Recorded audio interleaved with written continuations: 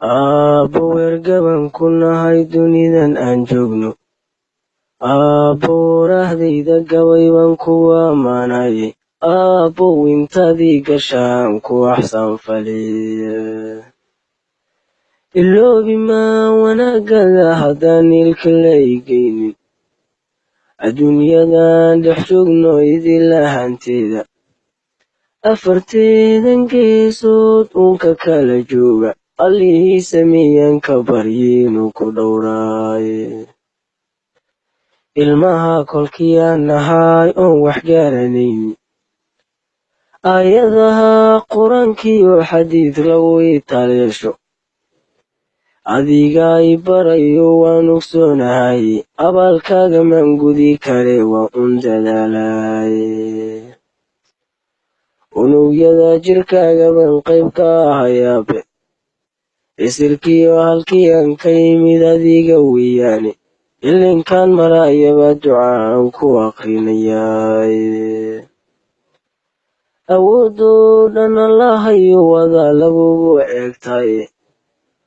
Oo ilaali waalidkaysay barbaarsheene. Asluubtiyo dhaqankii wanaabay igu dadaaleene. Itaalyari makhluuqan runtii laguma eedeeyo. Aabbahay iftiinku i baray igama dahsoona. Ildogsiga hadduu waalidka irida ku joogo. Ama uu ifka nool yahay waad istareexday. Amuuraha adduunyadu ma ahan saad u aragteene. Agoon iyo nin aabbihii nool yahay kala awood dheere. Abtiris haddii ay tahay sirka Soomaali. Midkan toos u eeganahayo laygu aqoonsayo. Allah baan ku dhaartay xaqiiq aabbahay weeyaane.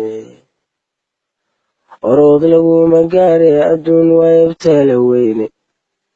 Adigoo haminayu durbaaba soo afgo'ayay.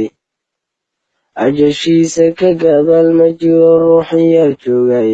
Aakhirana gurigii rasmiyoon ebid dhammaanayne.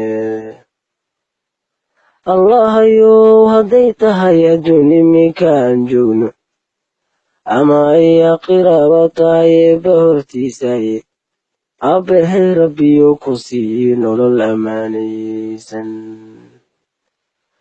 Adigoo ka raaliya Rabbow aakhira joogo. Udgoonow rasuulkeeni Rabbow way ishaleelaane. Abuubakar Sidiiq iyo asxaabtii uu la jaar noqday. U hibeeyey ammaankii jannadon ebid ammaanay.